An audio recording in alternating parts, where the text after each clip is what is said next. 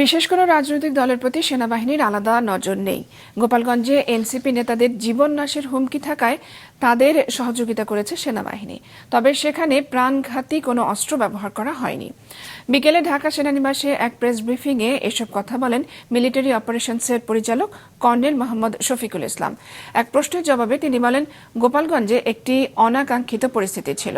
শুধু ইট পাটকেল নিক্ষেপ করা হয়নি, ককটেলও নিক্ষেপ করা হয়েছে। জীবন নাশের হুমকি ছিল বলেই তখন সেনাবাহিনী সহ আইন শৃঙ্খলা রক্ষাকারী বাহিনী বল প্রয়োগ করে। আমাদের দায়িত্বের মধ্যে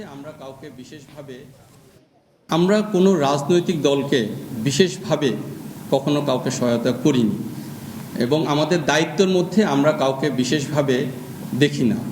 আমরা যেটা আপনারা জানেন গোপালগঞ্জ হয়েছে, এখানে ওই রাজনৈতিক দলের অনেকেরই জীবন নাশের হুমকি ছিল।